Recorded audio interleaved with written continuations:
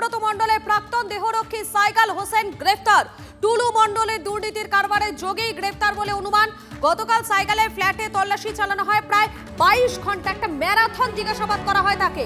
এরপরেই গ্রেফতার করা হয়েছে সাইকাল হোসেনকে। শহরে সোনার খনি কোথায়? গ্রেট ইস্টার্ন ট্রেডিং কোম্পানির কস্ট টু কস্ট অফারে, যেখানে সবাই পাবে অ্যাসিওরড গিফটস আর গোল্ডেন বক্স খুললেই জিতবে বাম্পার গিফট। সাথে EMI up to 36 months, cashback 26,000, exchange আর 75% পর্যন্ত ডিসকাউন্ট। তাই বলছি এই ডিটেকটিভ দাদার পাক্কা পছন্দ। গ্রেট ইস্টার্ন ট্রেডিং কোম্পানির কস্ট টু কস্ট অফার। আজই যান গ্রেট ইস্টার্ন ট্রেডিং কোম্পানিতে। TNC apply.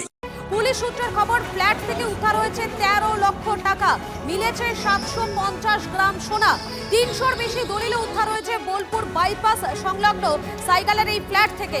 আমাদের সঙ্গে রয়েছেন আমাদের প্রতিনিধি হিমাদ্রি রয়েছেন। হিমাদ্রি, সাইকাল হোসেনকে গ্রেফতার করলো পুলিশ এবং একটা ম্যারাথন জিজ্ঞাসাবাদ করা হয়েছে তাকে। দেখো, একেবারেই প্রায় 22 ঘন্টা জেরা করার পর বোলপুরের যে ফ্ল্যাট, সেই ফ্ল্যাট থেকে গ্রেপ্তার করা হয়েছে অনুব্রত মণ্ডলের প্রাক্তন দেহরক্ষী সাইকেল হোসেনকে। আজ তাকে সিউড়ি আদালতে তোলা হবে। এই সাইকেল হোসেনের কাছ থেকে যেটা আমরা পুলিশ সূত্রে জানতে পারছি, প্রায় 300-রও বেশি জমির দলিল উদ্ধার হয়েছে, 750 গ্রাম মতো সোনা এবং টাকা উদ্ধার হয়েছে। এরপরেই কিন্তু তাকে গ্রেপ্তার করা হয়েছে।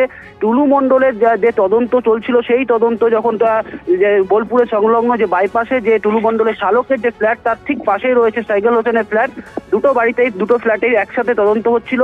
পরবর্তী ক্ষেত্রে আমরা দেখলাম যে টুলু মণ্ডলের ওই তদন্তকারী আধিকারিকরা সাইকেল হোসেনকে তারা গ্রেপ্তার করছে। অর্থাৎ টুলু মণ্ডলের যে দুর্নীতির টাকা, সেই টাকার সাথে কোথাও কি সাইকেল হোসেনের কোনো লিঙ্ক আপ রয়েছে? যদি লিঙ্ক আপ থেকে থাকে, সাথে কি ধরনের লিঙ্ক আপ রয়েছে? যে ডিসিআর দুর্নীতি, সেখানে নাকি অন্য কোনো পাথর ব্যবসায় অন্য কোনো জায়গায় দুর্নীতি রয়েছে, বাট যে টাকা, সেই টাকা সরানোর ক্ষেত্রে কোথাও কি কোনো লিঙ্ক রয়েছে? এই সমস্ত বিষয়টা খতিয়ে দেখতে কিন্তু খতিয়ে দেখা হচ্ছে। ধন্যবাদ তোমাকে হিমাদ্রি। আরো একবার জানাবো আপনাদের, অনুব্রত মণ্ডলের প্রাক্তন দেহরক্ষী সাইকাল হোসেনকে গ্রেফতার করা হয়েছে। টুলু মণ্ডলের দুর্নীতির কারবারের যোগেই গ্রেফতার বলে অনুমান। গতকাল সাইকালের ফ্ল্যাটে তল্লাশি চালানো হয় প্রায় 22 ঘন্টা, ম্যারাথন জিজ্ঞাসাবাদের পর গ্রেফতার। পুলিশ সূত্রে খবর, ফ্ল্যাট থেকে উদ্ধার হয়েছে প্রায় 13 লক্ষ টাকা, মিলেছে 750 গ্রাম সোনা। 300-র বেশি দলিল উদ্ধার হয়েছে বোলপুর বাইপাস সংলগ্ন সাইকালের ফ্ল্যাট থেকে। টুলুর কালো টাকার খোঁজে গতকাল পাথর ব্যবসায়ী শালক মিঠু শেখের ফ্ল্যাটে এবং বাড়িতে চলে তল্লাশি অভিযান। টুলুর শালকের আবাসনে ফ্ল্যাট সাইকাল হোসেনের।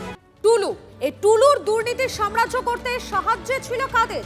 পুলিশের নজরে টুলু মণ্ডলের শালক মিঠু শেখ, তার বোলপুর বাইপাস সংলগ্ন যে ফ্ল্যাট এবং বাড়ি, সেখানে পুলিশের তল্লাশি। টুলুর শালককে জিজ্ঞাসাবাদের সঙ্গে ভিডিওগ্রাফি তদন্তকারীদের। কোথায় গচ্ছিত টুলুর কালো টাকা? কাদের সাহায্যে চলতো টুলুর এই দুর্নীতির সাম্রাজ্য? তথ্য তালাশ তদন্তকারীদের।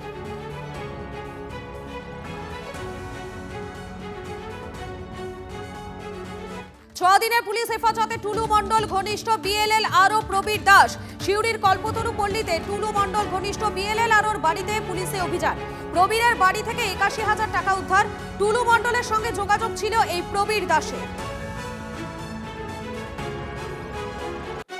বহু সরকারি অফিসার আর এরপরে দেখবেন যারা গ্রেপ্তার হবেন, যারা এই সমস্ত অনিয়ম হয়েছে এখানে পশ্চিমবাংলার যে প্রশাসন ভেঙে পড়েছে, তার মধ্যে অনেকের কারণ তারা রাজনীতি নেতার মতো কাজ করতেন।